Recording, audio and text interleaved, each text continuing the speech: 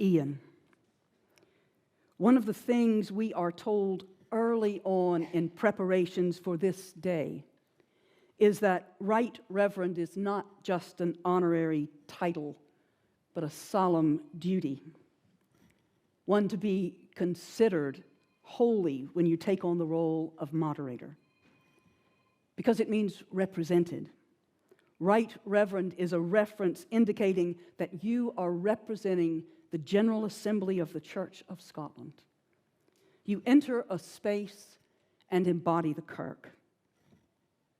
This year, Ian, you have done that with grace, with humor, with respect. You've also approached and inhabited every single space with the same sense of love, presence, and importance.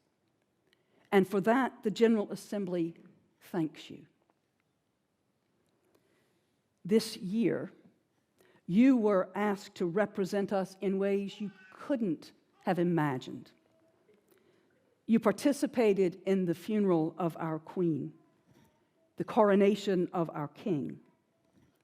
You signed the historic St. Margaret Declaration, a declaration of friendship between the Catholic Church and the Church of Scotland. You traveled, Ian, to South Sudan with Pope Francis and the Archbishop of Canterbury, standing in solidarity with those who crave peace. Your love of people and deep understanding of Right Reverend meant you embodied the love, deep listening, and openness that the Church of Scotland works towards. Across Scotland, you tirelessly, and I mean that, because although you must be exhausted, you always had a smile for folk and time to stop and listen to their stories. You tirelessly visited small towns and vast cathedrals, guild gatherings, dedication services, thanked volunteers who share their time to make life better for their neighbors, and you questioned and challenged decision makers. All this you did with the same sense of import. That's a gift, and we thank you for sharing it with us. You had the incredible support and wisdom of your wonderful wife, Linda, who organized you behind the scenes and made sure work done was shared on Facebook and Twitter. And your lovely family shared you with us. Enjoy being back home sort of full-time. Right, Reverend, we are very grateful for the very reverent way you lived out this year. Thank you.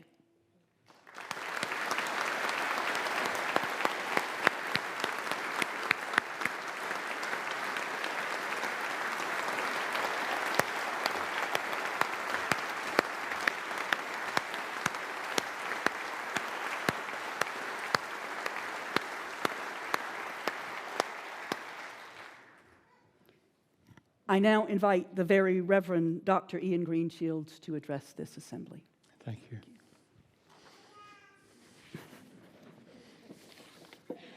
Oh boy.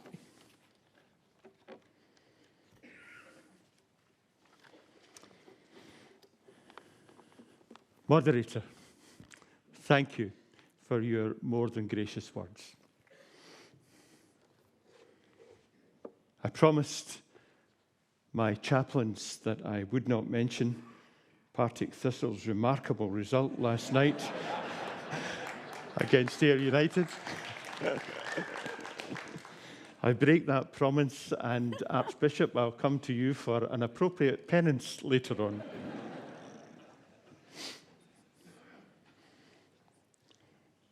Let me begin by thanking the General Assembly for this wonderful opportunity to serve both this esteemed church and our Lord in what was a year like no other. Throughout, I will be saying thank you often, because there is much for me to be grateful for. My sincere thanks to everyone who has supported me in this year, and especially to my wife, Linda, who has been almost always at my side, the photographer, the narrator of all many, many visits. Linda has been a constant support and encouragement, always ready to give good advice and guidance, and helping me to reflect on visits and events. Having her with me after those 43 years of marriage together now has enriched our whole experience of life together. Thank you too to my family, which is not small, and they have given so much support and encouragement and made it so much easier to undertake this demanding role. And although they have all played their role, a very special thanks to the two young ladies who are with Linda today, Siona and Susie, our youngest two, who've had to live with significant upheaval and change all around this year and done it with such maturity. Thank you to my chaplains, Monica and Alan. Your support has been most important of all. My sure knowledge that you were praying for me and supporting me has been like a rock to me. You will both never know how deeply I value that. All of the places that I visited, I'm so deeply grateful for the grace with which I have been received by people. That has been an absolute inspiration to me. 140 visits to different churches and projects, and of course, Crossreach. Crossreach will live long in the memory. It has also impressed upon me how important the role of the moderator is as an ambassador, as a source of representative encouragement to the church across the nation. Of course, it has been an extraordinary year in many other respects, with the death of Her late Majesty, Queen Elizabeth, and the wonderful way that both Scotland and the Church of Scotland honoured her memory. She would have been so deeply proud of that. To have been part of that St. Giles and Westminster services will never be forgotten. Neither, of course, too, will the coronation of King Charles III. And it was a deep honour to represent the Church at the coronation and to present the King with the Bible upon which he swore the oath of allegiance. To have represented you at signing the St. Margaret's Declaration in Dunfermline was such a proud and significant ecumenical moment, as was the time spent in South Sudan with the Archbishop's boss, along with the Archbishop of Canterbury. What an historic moment for the Church worldwide. Thank you to everyone who made that visit to South Sudan possible and for the incredible support that I received. I have visited many, many churches that are on the edge, and such congregations are living in communities that socially are on the edge. Yet, what I have seen again and again is a church making a difference. And what a difference. Imaginative food projects, warm spaces, working with other supportive and innovative Christian agencies, running and supporting mental health projects, addiction recovery services, family support services. Where indeed would many of our communities be without the support of the church? Thank you to all of these places for welcoming into your spaces, into your lives, places of hope, places of inspiration, and places of healing. We are all aware of the drug and alcohol dependency crisis in our nation. But I think this can be said without contradiction. The work of Crossreach is remarkable in the area of recovery, as indeed are many of the innovative projects and hard work done by churches attached to projects and projects to churches, from the Hebrides to the borders. Speaking again of support, a huge thank you has to be given to Catherine McIntosh. Catherine, I knew I could leave so much in your hands, and you would always, always be there. Faithfully, thoughtfully, conscientiously supporting everything that was being done. I and the church owe you a great debt. Our comms department, they're stars, right behind the scenes, such help and wisdom and good sense, preventing me from putting my size 12 feet in it time and again. Always at hand to give the right kind of support and advice, especially around the death of the Queen, the trip to South Sudan, but much more besides. A huge thank you to them. And to other members of staff, and of course to the clerk, given the quadruple whammy that she has of being the first woman to hold this esteemed office, having to make that pastoral break with her congregation in Inverness, first year in office as well, and worst all for her, having to work with me. You will not be forgotten. To the presbyteries of Glasgow and Clyde, where I visited, these were remarkable and interesting and stimulating occasions. And it was obvious, very obvious, that a great deal of thought and hard work was put into the forming and time spent in those large and resourceful presbyteries. Our sincere thanks for looking after us so well and making the 2 visits very special occasions. This year, nationally and internationally, has given great insight. The church is still held in high esteem, both nationally and internationally, in Holyrood and in Westminster, at the very top of our armed forces. We are valued for the fact that we still will speak the mind of Christ and are unapologetic for doing that.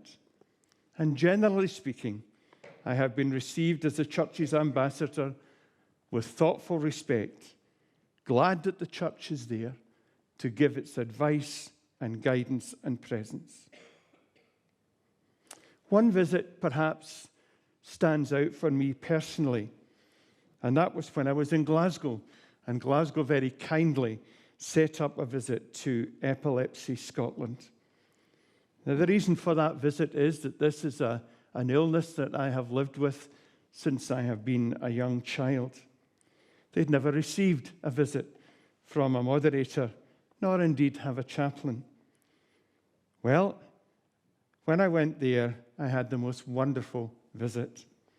And it was interesting that this small organization in the third sector felt so encouraged that the church had taken the time simply to reach out and to knock the door and declare its interest.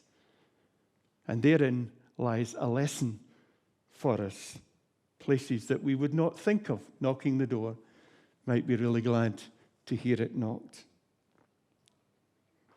There are areas of concern, of course. The first concern is that I have heard from so many, from ministers and elders alike, that in their opinion, mission planning is a misnomer. I said I would reflect back in what I had to say. But despite that, there is that real sense that people are going to get up and go, make the best of a challenging situation, and indeed see God at the very heart of it. We live in times that are unlike any other. Lord Hodge reflected on that just a moment ago. We live in times when, as a church, we are being challenged for our very existence.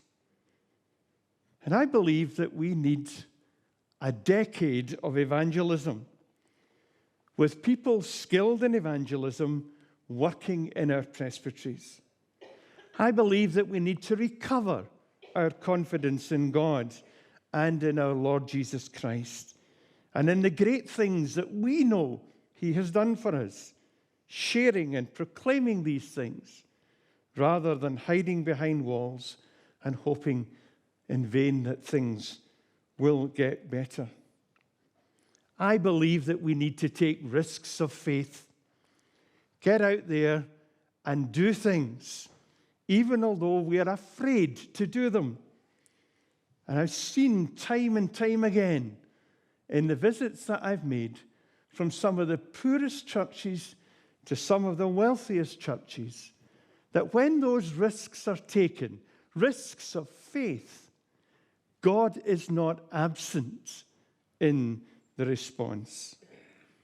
You know, it's too easy for us to blame 121 and the trustees and the general trustees and presbyteries. Every congregation needs to take a long, honest look, prayerful look at who they are, mine included. Mine is in for a shock when I return. Finally, allow me to suggest that there is excellence and there is growth, and we need to support that when we see it in our churches. We need to support the church from the root up. We need to grow this church in a way that is different. You know, sometimes we refer to ourselves as a reformed church. Actually, reformed is past tense. Reforming is a better way of describing it. There is an element of lament in the church and here in the General Assembly. Let's accept that, embody that. Let's accept that there is a part of Scotland in which we no longer are seen as playing at the big table. But let's accept that God has a challenge for us. For out of lament and grief comes new life, a new identity, where we're asking ourselves, what is it that Jesus is calling us to? How are we reforming? And under the sovereignty of God, let us go down a different path with Him. Am I pessimistic? No, never, not at all. This year has convinced me otherwise. But there is work to be done with the Spirit of God in our church if we are to have a future, which I believe we have. So turn that finger that points outwards at other people, turn it inwards to look at ourselves, and then upwards to look to God, to He who can do, humanly speaking, what we believe is impossible. Thank you for this opportunity to serve. I will never forget it.